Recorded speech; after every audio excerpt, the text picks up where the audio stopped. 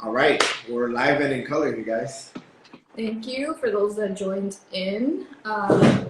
Since we are on a time crunch, we're just gonna get into it. Drive safely, Sarah. For those that don't know, we're gonna be having a chat about men's mental health with the one and only David Quinones. And for those that know Frosty, Frosty, as I lovingly call him, Or Lewis. or Lewis, Sandra, Sandy. And we're just gonna get into it because we do have a time crunch. We have to be out of here for this location by 7. So bear with us as we kind of stumble through all these questions. Do you want to introduce yourself, David, or you're good to go? Yeah, sure. I'm saying my name's David. I am a therapist, social worker by default. But yeah, I enjoy what I do, and I want to be of some assistance here today with, I guess, the little knowledge that I know. But I definitely want to be able to help out and share what I know about mental health and as it relates to men, being a man myself, and being married, being a father, and all that good stuff. So, I'm here to, I guess, help answer some questions, some myths, debunk some myths, and really get into it with Frosty. Yes. All right, it's gonna be fun. It's gonna be fun. Let's do this. So, from a male perspective, from both professional and I don't want to say your average Joe because you are nothing but average. Frosty is not average, people. You heard a man's pride right from the start. Sorry. From a professional and a non-professional. How about that? From a therapist So non-therapist. Yes. Non-therapist. What would you say for a male's childhood experience? What was that like dealing with emotions? What was that like? How was that taught? How was that brought up as a young male growing up?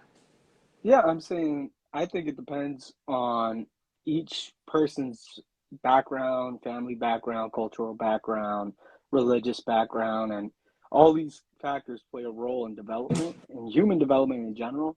I think that it really depends. Two things that I look at is who you grew up with, meaning did you grow up with both parents? Did you grow up with any parent? Did you grow up with a single parent? And your environment. So what you grew up around, right? Was it healthy? Was it not so healthy? Were there barriers, right? And just kids naturally have a ton of resilience. So they could see and deal with a lot of things that may be traumatic and kind of survive them, I would say. I can't say, you get over them, but you learn how to survive them and grow up. But all this comes to play in shaping who you are as a man, as a person, as an individual. But I think as a Christian, it can be very different. Not very different, but somewhat different. How it shapes you and forms you, especially if you grew up, let's say, in church or grew up, taught to believe in Christianity. It can, there's so many different aspects to it. Were you Hispanic? Were you white? Were you black? Were you Asian? All this comes into play and definitely affects how we view the world and how we interpret things. Yeah. Emotions is one of those things for men. I think as a little boy, we were taught like, hey, don't cry for this, don't cry for that. So it's a little hard, to express emotion until, you have your own and you kind of see that and you're like, well, I want, as a father perspective, I see it and I'm like, I'm learning that more now. Like, wow, there's more to this feel of it's okay to say you're hurting. It's okay to something bothered you. Where there was times, as like you said, whether it's a church atmosphere or even like being brought up with parents, single parents, or both or not, or having family members around. Some were, they were tough, and they're like, if I'm tough, you're tough, and you don't say that, and you don't express anything. So it's it's a very hard thing for men. I feel when it comes to like the childhood experience is like You know, we're talking certain things, it's okay to cry in certain things, but then there's certain things where we do need to cry or let it out, and we don't because they told us, no, you can't do that. Right, right. No, I definitely agree with you. And I think that it just goes back to this idea of what it means to be a man, what it means to be masculine and be, you know, either alpha compared to like beta. But I agree 100%. And it's interesting because I was saying the other day, like how we live in a society today where it's almost like men like they're teaching men, or society's teaching men to show their emotions, express their emotions. So I think on one end, before, it was one extreme of like, don't show your emotions, hide them all, don't cry in front of your kids, teach them tough love and all this stuff.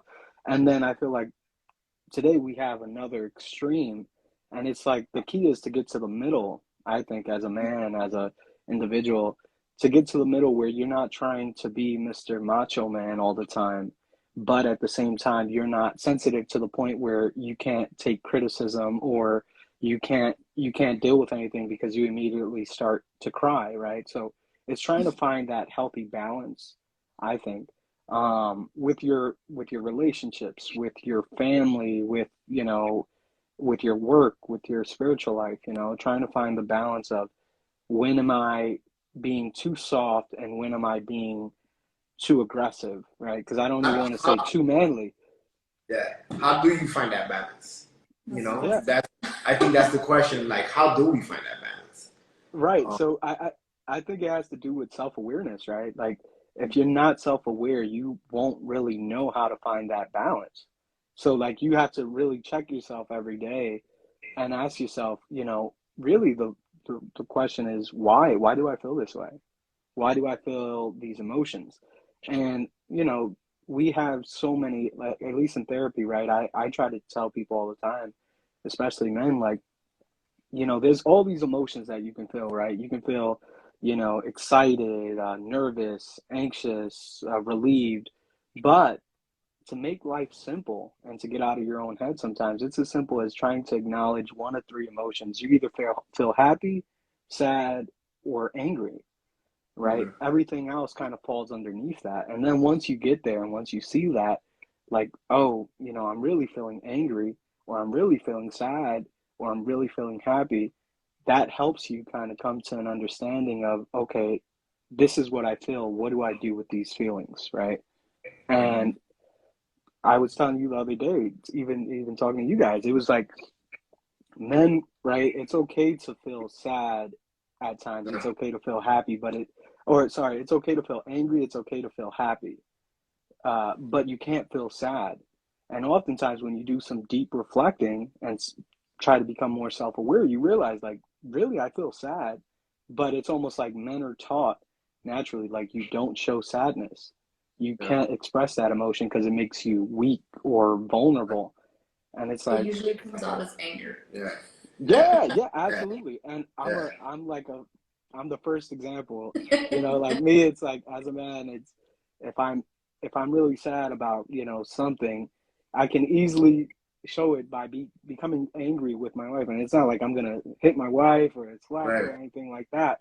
But it's like passive aggressiveness, making snarky comments and doing all these things.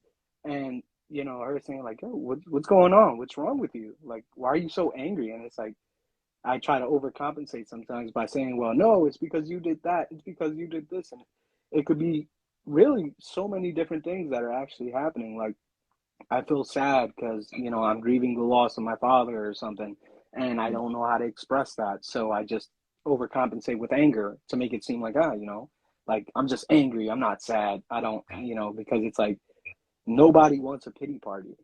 But at the same time, it's like it's okay to have a pity party with people that you know you can have a pity party with, like your spouse. Yeah. But sometimes even that, like, it's hard too, because it's, we talk about, I know we'll get there too, but, and, sometimes it's hard for men, you know, in a relationship to express that even with their love, their better half, their best friend, Mm, because they're scared of that, I guess that judgment. They're scared of that, you know, oh, how are they gonna feel? You know, they're gonna feel some kind of way about me, and you know, Or if they're gonna like laugh at you or make you feel dumb or stupid. yeah, because it's, you know, it's something that's, I guess, it's taught from us in the beginning. Like, if, you know, we get shut down, and if we get shut down, guess what? We've learned how to lock things down when we were shut down when we were young. That when we Hmm. try to open up, it's like, no, well, you know, why are you doing this, or what's going on, you know? And you get that fear. It's that fear factor. It's the whole trust. It's the whole opening up, and you know, Hmm. men struggle at times to open up. You know, um, Yeah, and I'm saying, speaking as like a Hispanic Latino man, it's just that's a whole different ballpark in itself. Like yeah, my father never had to talk with me, or told me anything. He set the example by actually doing, which was right, great in that sense. But as far as setting the example by, talking to me, it was like he would give you like little nuggets, I guess, here and there, like yeah, he showed me what hard work was by going to work every day and, reminded me like, hey, in the morning, you just have to get up, don't think about it, just go do it. And it was like these little things. But as far as anything related to, hey, how about you teach me how to do certain things that, require maybe some guidance? It was like, no, your mom can do that, which in a way, right? Mothers are more nurturing just yeah. naturally, but at the same time, it's like you would want that from a father figure. So it goes back to the whole balance thing again, right? Like, hey, if we get taught balance from our parents, but if we see that right there, there is not that much balance because one's doing more than the other. You Right. know, we're learning that right off bat instantly. You know, Hmm. I think Sarah wrote it. Yeah, I was She said, "Do gonna. you think it might be different to be raised by male figure versus female?" Definitely, Yeah, definitely. yeah. I think so. Mhm. You I, know, I think it has to do with being raised by both parents or not. Just that alone, right, yeah, is a key factor. If you have both parents and in growing up with both parents, that's a huge benefit in itself because, right, women can do things that men cannot when it comes down to nurturing, but men can right. do things that women like not, and it's not to say they can't, right? Because it's not, I'm not trying to say, oh, women can't be protectors or anything like that, Mhm. but just having that balance between the two, right? Right. Like even with my son, it's like, you know, maybe, 30 years ago, 50 years ago, things were different. But it's like now I feel like the roles have not shifted, but there's been some improvements in roles because now it's less about, well, you're the father, you're the mother, you do this and you can only do that, as to let's share the roles and try to Right. help one another out. It's Yeah. that balance. Right, exactly. It's not who's superior. You should be doing this. It's more just like a, hey, you know, we have a child. We want to give the child the best opportunities at life. And how do we do that?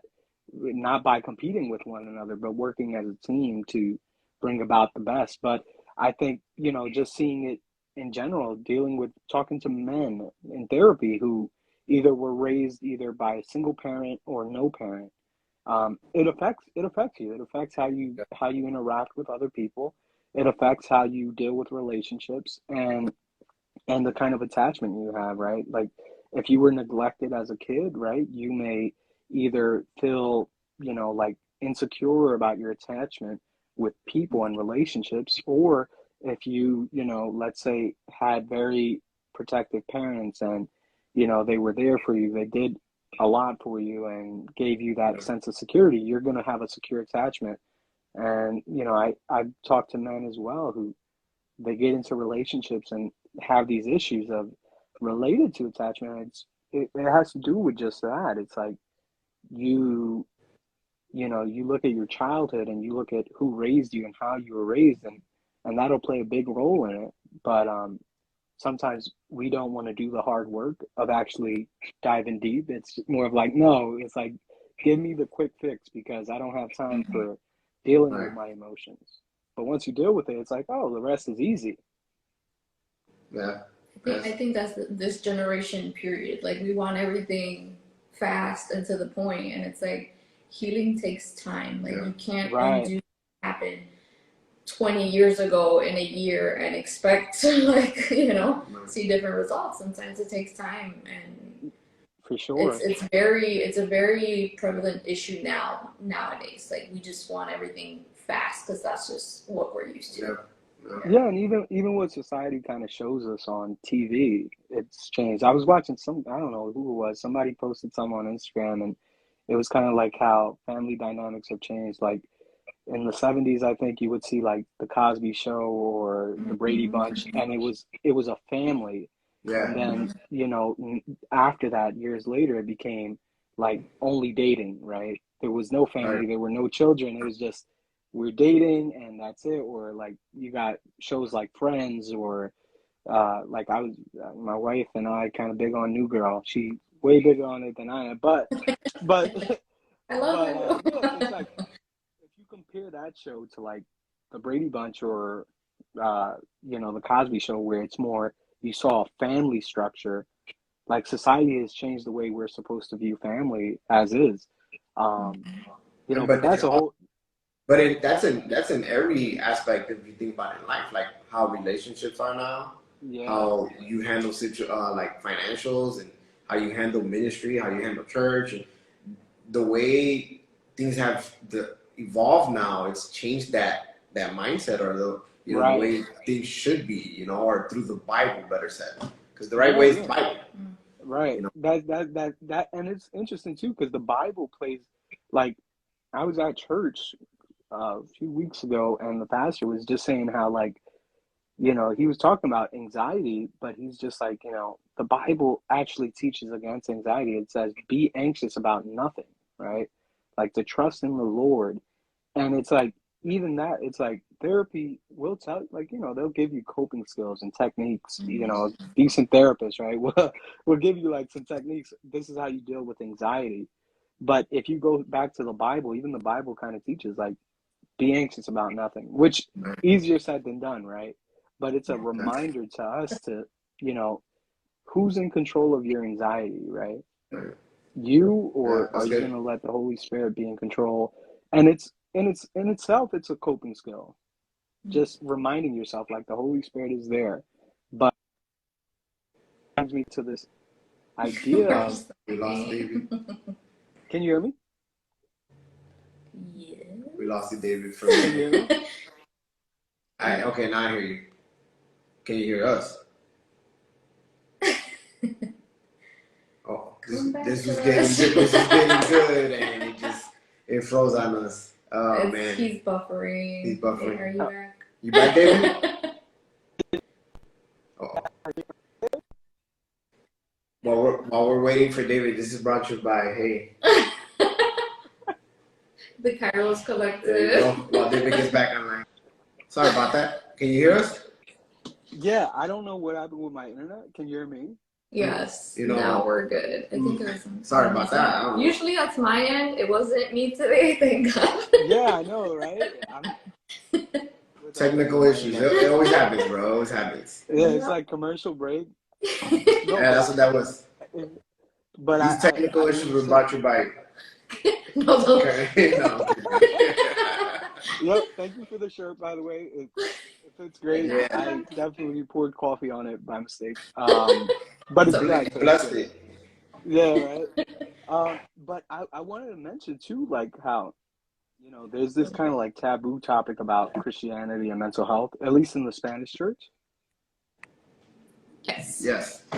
And yeah, I was like, oh, what's going on? No, you're good. Go ahead. Anyway, it's just like growing up in church, it was like, you pray everything away, right? Yeah. And everything is just like, if you pray, it'll go away, which is true to some extent. But at the same time, it's like, it was always like, I've always had that challenge because it was just like, I've met people who tried praying away their depression, tried praying away their anxiety, or tried praying away their mental illness or mental diagnosis, whatever it is. And it's just like, it stays there. So then it becomes, well, they're either demon possessed or, they don't have enough faith. And it's like, we're born into the world filled with sin, so it's like, at the end of the day, I think that's stopped people from getting help at times. Just growing up in church and being told kind of like you have to have more faith. And it's like especially in just the Spanish community. It's not just like church, but like Spanish. And the reason why I say Spanish is because even in the Spanish community, it's like, no, you don't go get mental health is are for the crazies. And it's like, no, it's not for crazy people. It's for normal people Right. who, they have some issues that they want to work through, but they can't always work through them themselves, so they need some help and assistance. Um, but yeah, I remember, having people say like, eso son demonio or like things Mhm. like that. And it's like, okay, but if it was your child going Right. through that, right? Like, would that change it, right? Your Would you perspective. still be Right. praying away the demons? Sometimes it's I work in the school, so I see when there's situations with kids, parents have a real hard time accepting when there is something wrong with their child. Yeah, Um, and it goes back to either they think it's their fault or something's wrong with them, and it's very hard to accept. And I think us talking the other day, I think you said one of the yeah, things was acceptance, right, or something like yeah, that. yeah. And I think that's one thing men at times struggle with, accepting what we're capable of doing and what we're not capable of doing. Or asking for help. It's Or like men yeah, don't ask for that help. I'm guilty of that 100%. Like it could be the I simplest things. Hey, if you need help moving boxes or something, I'll be like, yeah, yeah, yeah. Yeah, But I won't ask for help. Not that I'm right, right for anything. It's just if I could do it, I'll do it. And it's right. just that's just my No, but mind. like, but even as a man, it's crazy because, like I said, like men do not like to ask for help at all. It's like they'd rather die before asking for help. Right, Like, I've done it. Like my father-in-law, I love him to death. He's amazing at like doing like carpentry work and just he's very skilled and crafted. But whenever my wife would ask me like or like, hey, you should ask my dad for help, it's like, yo, I'm a man, I can do this myself.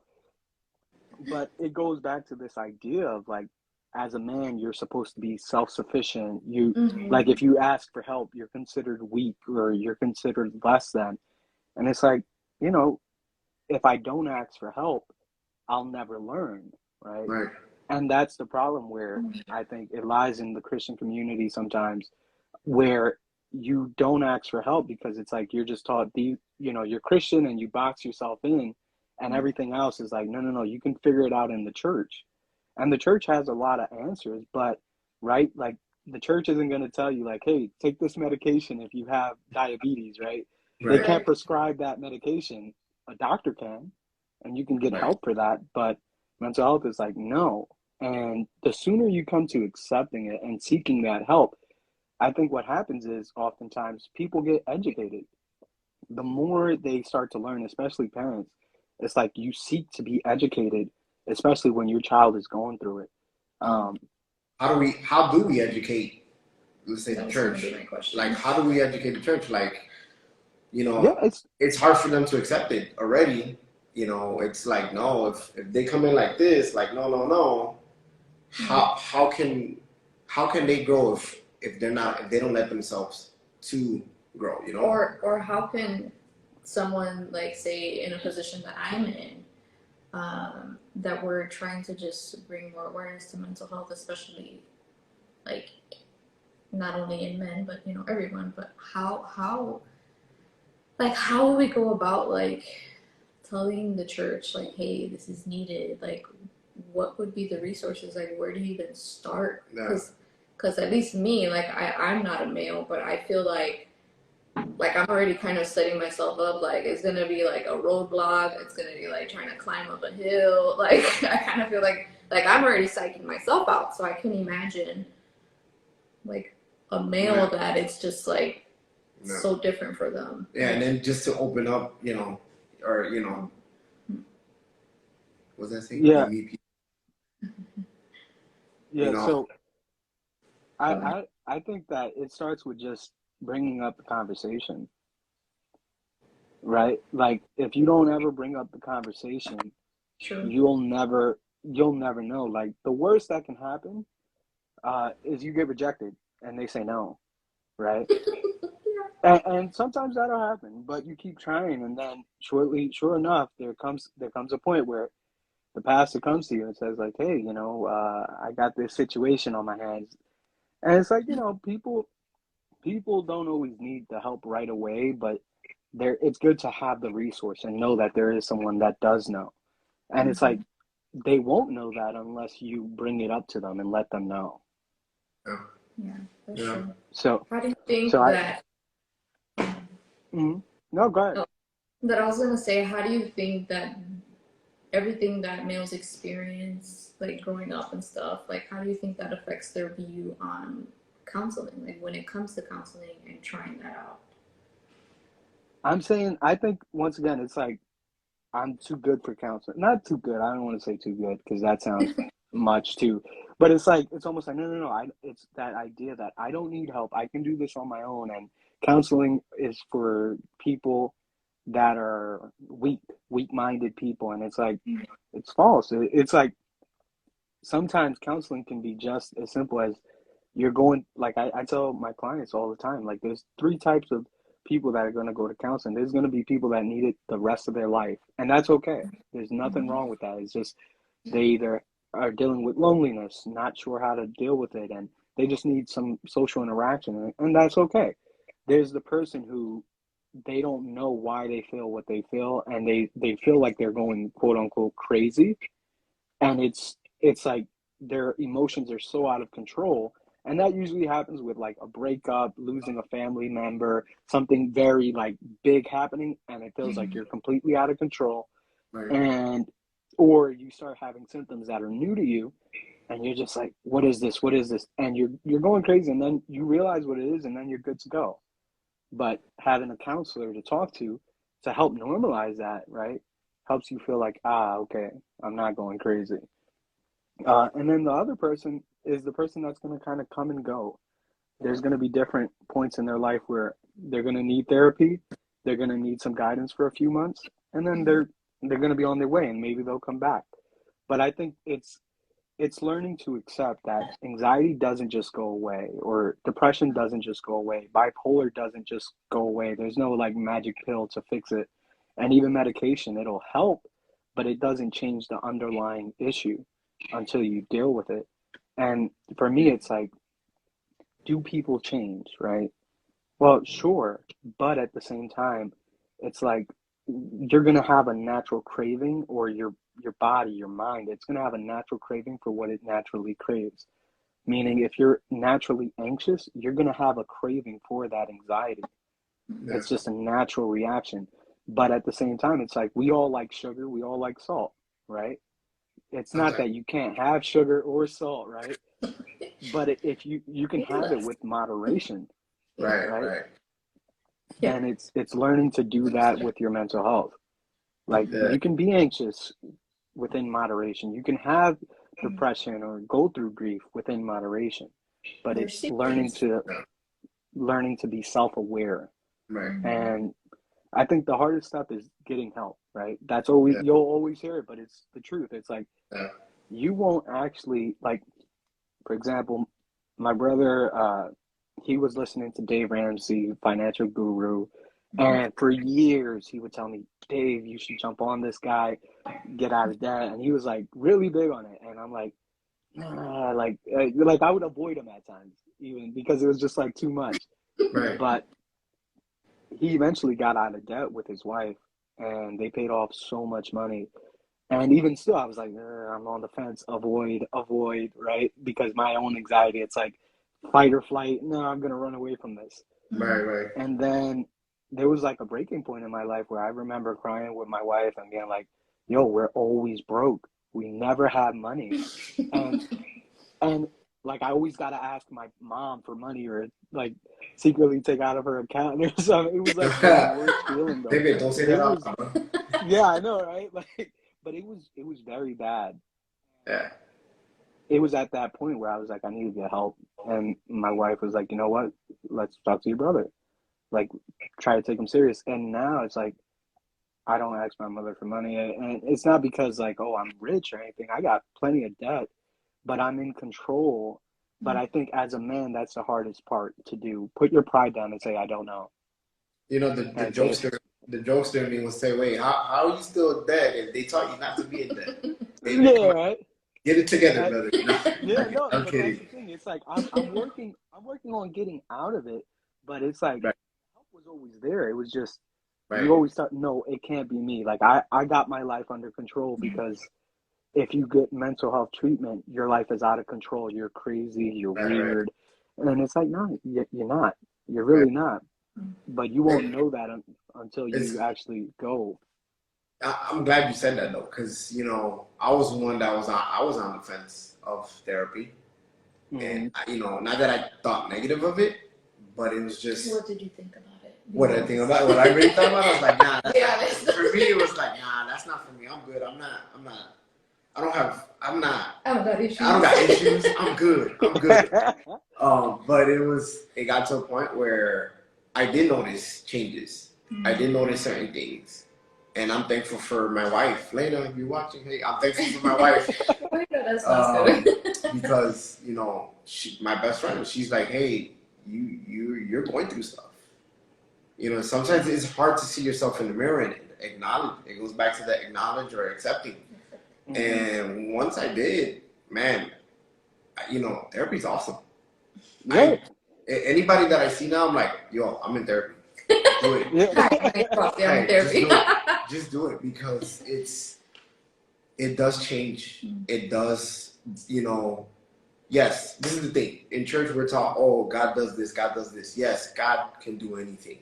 But God has also opened the door for men and women like David, like Sarah, that, you know, God has used them to be therapists for the, you know, for the kingdom and for everybody, you know, and we don't hear that a lot. You know, there's not that many therapists that are Christians or, you know, that in the Spanish community. In the Spanish community. You hear a lot like American and stuff like that. But it's like someone that looks like us and talks like us. Right. They're like, what? That's why I'm like, I'm so happy David's here with us today because it's like, this is, oh man, I don't even know if you're Mexican or Puerto Rican.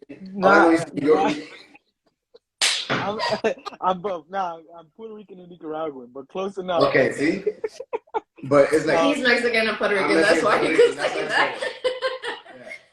But you know when you see. But it goes back to the beginning of all this. You know, us as men, we were never taught that those things are okay. You know, my parents never said therapy for what? The only counseling they told us to seek was marriage counseling. Right? It's always premarital counseling. Premarital, and that was it. That's it. But what about the pastor? Health? Right. What about our health? What about when we lose someone? Are you okay? Or we'll pray over it. And, you know, stuff like that, you know, and there's so many needs. And it's not just, you know, PTSD, not just anxiety, not just, you know, people grieve and they don't know how to grieve and they hold it in and, you know, it's hard. And it's because we were never taught that, you know? Yeah. Even even being broke, they never taught us how to save money. We know how to be broke because that's what we knew. But she never actually told us what was in it. And that's one of the points my brother would always say. It's like, we always had food on the table. We weren't rich. We were like broke as can be, but it was like we had everything we need and we were taught how to work. But at the same time, it was never in the Spanish culture. It's like you don't really teach, you kind of just do. And it's like good and bad because it's like, okay, yeah, but at the same time, it's like when you really need to learn something, it's like no one ever really taught you. Right. And, you know, I think it's a matter of trying to find, once again, that balance. But I also think that it's trying to be engaging in what's called like self-care, right? Are you taking care of yourself? And that comes in many different shapes and forms. But one of the big things is with grief, it's like everyone grieves differently and everyone wants to put a time limit on how long they can feel what they need to feel. It's like, you know, you've been feeling this way for a week now, so stop. And it's like, well, like, did you lose someone? It will be okay. So it's like, yeah, and but at the same time, it's reminding yourself, it's like there's no time limit. Like I deal with clients that they tell me all the time, like one client of mine had recently, back in like July, lost a job, and they were just like, I feel like crap. I feel very bad. I was like, good. That's what you should feel. That's a normal feeling, right? Like you should. No one loses a job unless they really want unemployment. It says like, ooh, I lost this job. Yeah. Like I spoke to my client because back in July, end of July, I was already burnt out with this job I had, and I was fearing getting fired. And I remember being overwhelmed by it because I was just like, if I get fired, what's gonna happen? Like, how am I gonna provide for my family? How am I gonna do this? And as a male perspective, or in the male, it's like, you know, women feel that, and I know like the women feel that, and they feel like they can carry that load more than the man, because the man's like, I gotta do this, I gotta do that, and it's just we tend to have that the guiltiness of being Superman. Yeah, you know, like, we gotta be that Superman, Man of Steel, and you know, for those, or Batman, or whatever you superhero fans over there, whatever you like. But we have this Superman syndrome where we have to be the top, and it's not like that. Or even like, I don't have time to feel anxiety or depression because I gotta provide. Like, you basically like throw it to the back and, you know, keep your chin up, let's keep going until you have like this big mental breakdown, and it's like, what was wrong to begin with? Like, why didn't you say you were overwhelmed? Why didn't you say, like, I feel intense pressure? You know, like, I feel like men push it back so much that it eventually, like, bottles up. And then it's just like... And it's easier. Example of that. It's easier. It's easy to do it than just deal with it. Yeah, exactly. It's like, once again, you're looking, searching for responses. But it's almost like, after that, because I knew like that wasn't going to last forever, but in the moment it feels like an eternity. But I had to remind myself the same way I would remind my client, right? Because if I'm going to do therapy, I got to at least, you know, practice what I tell my clients. If not, it's like, you know, but it was like, you feel like crappy and that's what you're supposed to feel. Like, it's okay to feel this. Like, yes, you're overwhelmed, but at the same time, don't reject those that are trying to, you know, just be supportive, right? Like, my wife, she would tell me all the time, like, it's going to be okay, no worries. But it's like, you're so anxious to get over the hump that you don't enjoy anything. We got those blindfolds. The blinders. It's a straight focus. And sometimes we got to knock those suckers out and look to the side and see. Because like, the self-care is it's so important to take a step back and say, what am I doing? Like, slow down. It's okay to feel what you feel. And that feeling isn't going to go away overnight. I spoke to a client maybe 2 days ago, and he had just gone through a breakup, and he done Googled everything he could about what to do to get him back. And I'm like, no, not good. But it's just like, because that's the first thing. As a single guy, we lose a girl. I'm like, I want her back. I'm gonna do everything I can. Because that's the mentality. We lose something, we want to get it back because we don't know how to let go. Because we have this almost natural tendency to be conquerors, right? As men, right? We are hunters, and you know, we hunt for what we want, and then we go after it. Right. But it's a matter of, once again, going back to this idea, it's you can't run away from this feeling. Like he was trying to stop feeling sad. I was like, you just broke up with this person like a week ago. And I'm like, I'm sorry. Like, he's like, but can you give me some techniques? I was like, I could give you plenty.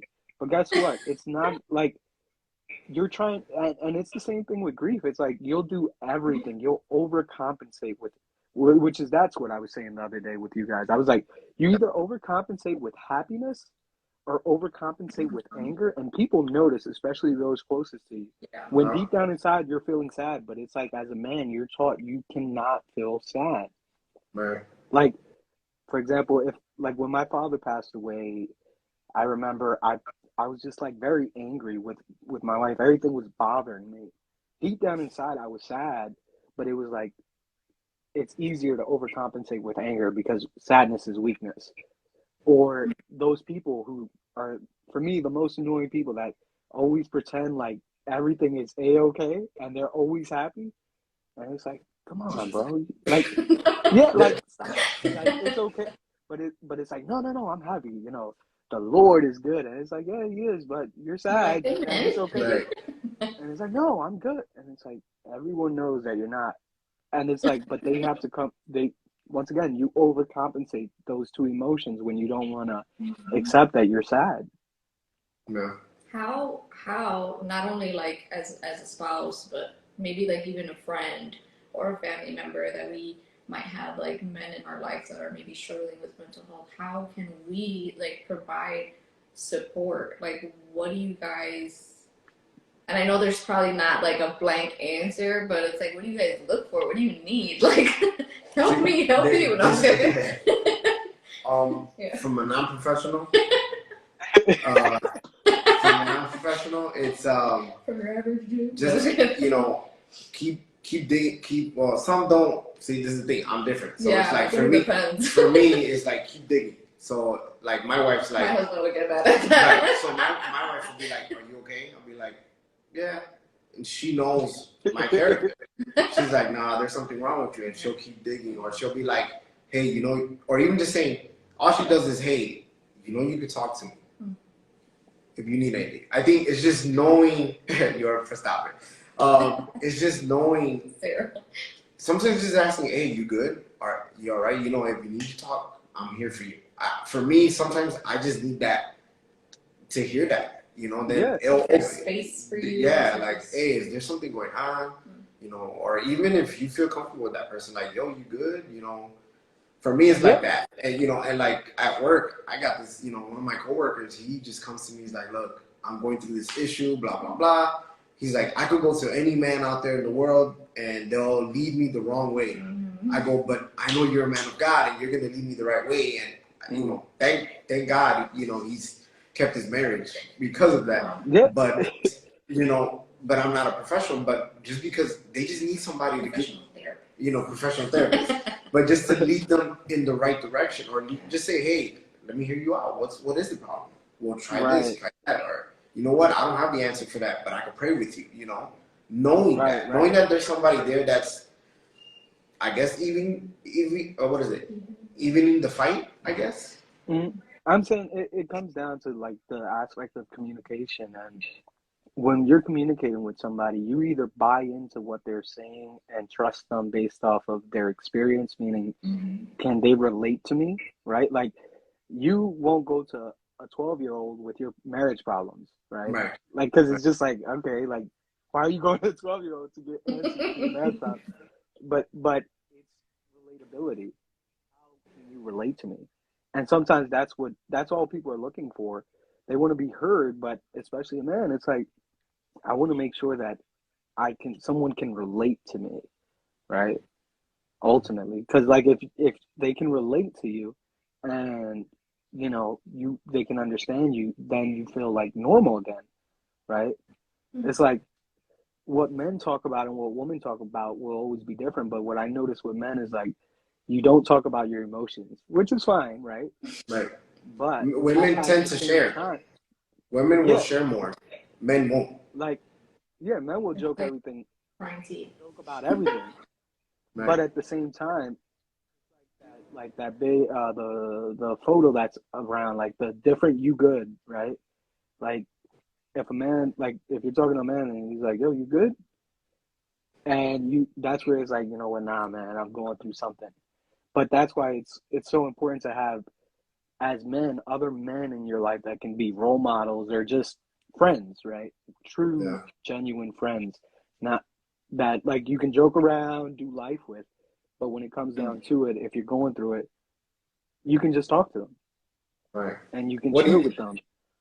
Hey, what do you do as a professional, like when you see a man that rejects emotional support? Like, even if you see them struggling, what do you do? Like, they're struggling, and and they reject that emotional support. Like, what do you do as a professional?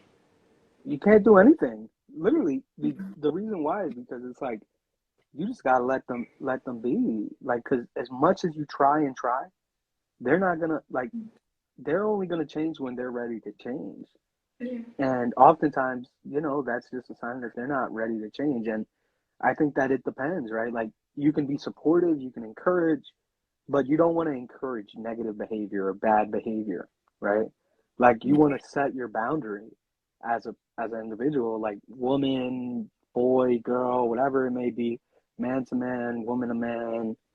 It's like you want to set a good boundary, in the sense of saying, I'm not tolerating this. And it's like, because at that point it becomes like they're just gonna dump all that emotion of like not changing on you. Mhm. But I think, you know, it's setting the boundary and knowing where it ends. Like me, I've always told my wife, like, you'll never see me screaming. I'm not a screamer. The only time I scream is if like the Eagles win the Super Bowl or something crazy happens in like a UFC fight. But like other than that, I will not scream because I'm like, Okay. I've seen that enough. So it's like, that's not healthy, that's not effective. So if you want to scream, you can scream by yourself, but I'm not going to engage, and don't expect me Mhm. to. I'll walk away. But that's what I mean by setting a boundary. You let them know where you, no, I'm not dealing with that. And it's not like you're being disrespectful. It's not like you're being less caring. It's, you also have to have some self-respect for yourself. Yeah. It's I was just gonna say it's that. interesting you said boundaries Amen. because at times men don't know boundaries either. Mm. It depends on what we're talking. Are we talking with Right, women? right. No, you're right. You're Are right. we talking with like being a man and like crossing the line? Are we talking about a man crossing the boundary with another man's woman? Like, there's Yeah, so many yeah. Right, aspects to that. right. I mean, there's some that So are many. there's some that are common sense that we should know already, but there's Like times man where code, there's. But we're talking man about code. this generation. Hmm. This generation, they don't care. No. There is no boundaries anymore. You know, the world has been tainted that way. Where you know, Right, right. And I think once again, it's trying to figure out, right? You either stand for something or fall for anything, Mm. right? So it's like, what are you going to stand up for? And where do you, like, that's where that self-respect comes into play. And I think, you know, a 15-year-old, they may not know, right? But if you're 35 and you're like still like unsure, it's like we got to figure that out. We got to, you know, it's like what's acceptable for me, what's unacceptable, yeah, right? And it's okay that those things change over time, but once again, thinking about childhood, thinking about trauma, Mm. there are certain things that will trigger you, yeah, and that comes with the self-awareness. If you're not self-aware of what's going to trigger you, you're never going to know how to set up a boundary, because it's going to be just like, oh well, you know, I'm just going to let it pass. And it's so important to know, like, what's a good boundary, right? Like, where is crossing the line, and what are you going to do about that, like if someone does cross the line. right. I think there's a book on healthy boundaries. I know my sister reads it, so maybe I can ask her and we'll put it on the resources page. Yeah. I have to get us ready to end because we have 7 minutes. So we're probably gonna end up doing a part two. Everyone who's listening, thank you for Yo, joining. I could talk all day with Frosty. Hey, Like, I think we should do something. I don't know. yeah, You know, we talked about this the other day. Maybe we should do a podcast. I don't know. yeah, Hey, yeah. Live from New York, Chicago. I don't know. right. New guy, new boy. New guys. There you go. New guys. um, sorry. So we'll figure out a part two very soon, but I know David wanted to share a resource. I know he works for Cerebral, so if you could just break that Yeah, down in like yeah, 2 3 minutes, if you absolutely. can. So I work for Cerebral. Cerebral is an online platform that does mental health. If you've never done therapy before and you're considering it, it may be a good opportunity to just try it out, test it out. I think that they have like a plan where it's like, because they do like subscription plans. I don't know much about it because I tell my clients all the time, I just like doing therapy. Don't like, you want to know more, go on the website. I can connect you. But if you are in New York, you're looking for a therapist, on my Instagram, there's a link to sign up for therapy, and you can either sign up with me or you can just check it out. Go, like, you know, because obviously, you know, it may be better if, especially if you know me, don't sign up with me. I don't want to be your counselor or therapist. Not because I don't care about you, but because it's a boundary that shouldn't be crossed. Yeah. But for the most part, if you are looking for a therapist, Cerebral, Talkspace, BetterHelp, all these platforms are so good to help. Or going to your, like, I work for insurance too, so Mhm. go to your whatever insurance you have, go on their website and look up providers for mental health, behavioral health, and it's great. And don't give up with, like, say the first therapist didn't work out, because Mhm. sometimes that does happen. Try it again. Like, it can be a hit or miss, right? You either connect or you don't. But don't settle for somebody who you're not connecting with, because it's gonna go nowhere very fast. Right. Yeah. And then also, like, I'm working on becoming an independent therapist, but in the meantime, I am trying to provide like life coaching and things like that, just giving you basic techniques and strategies to help you with day in, day out in life as it relates to your behavioral health. So if anyone's interested, you can also just DM me or DM Sandra, or the Kairos Collective, and we can connect. But there's definitely resources out there. Um, and in case of an emergency, like, that's my go-to. Like, if you ever have an emergency where Mhm. you feel suicidal, you feel like I'm gonna kill myself, right? Which is very different than, I want to die, right? Mhm. So I want to die. We've all had our moments where we wanted to die, but when you're thinking I'm gonna kill myself, this is how. Go seek some help. Call 911 immediately, and get some help. Because help is out there. Don't worry about the cost. Don't worry about any of that. There's also, I can post them again. This will all be linked in our link tree in our bio. All the resources for David as well. I'll try to put them in tonight. But there's also numbers that you can text, like even if you're not suicidal, but you feel like you're having a panic attack or anything like that. There's numbers that you can text. Um, I think some are even free, and you'll have someone respond to you, and you can talk to someone in real time. And I've tried it before just to like kind of see like how it works. That's something that's also available. So just to clarify for David, the Cerebral is for New York people, and the No, life that's coaching yeah. New York, So right? Cerebral is nationwide, but I can Okay. only do therapy for adults in New York if somebody Right. wanted to do therapy with me. Coaching I can And do then anywhere. the life coaching is Yeah, for anyone. So yeah. anyone But listening. if you do have any questions, you can always DM me or the Kairos Mhm. Collective, and Yeah. we'll link up that way. And anybody that wasn't live with us and they see this later on, feel free to DM us and Yeah. we'll get to you guys. It's okay. If you didn't see us today live, that's all right. It'll be, I think the first one posted, you'll Yeah. see technical difficulties, so this is part Yeah, two. that's part two. This will be posted up as well. So that means we're gonna do a part three. I don't know when, but there'll be a part three, part four. Yes, Right, thank you for right. everyone that No, this joined was fun. in. Thank you to David for Yeah. spending some No, time thank with you us. guys. We appreciate you. Yeah, David. Thank you for taking your Yeah. time. I know you're a busy man in New York. No, no, never busy for Frosty. Also, we will try to bring We'll part two try, soon. Sarah. We'll try. Also, if you also check the link in our bio, you'll be sent to YouTube where we did some chats with Sarah Corona, me and Sarah Corona. Saludos. She High is a five, Sarah. therapist as well, and we went over some of these questions of how to reconcile anxiety and depression as a Christian. How do you know you found the right therapist? What are your suggested medications? So there's a lot of good content in there. Sarah was spitting truth. So if you want Yeah, to check sounds that great. out, feel free to go there as well. Again, if you guys have any questions, need any resources, feel free to reach out. Thank you for joining in. We love you all. Have a good night, guys. Thank you, David. See We ya. will talk soon. See you guys. Bye, guys.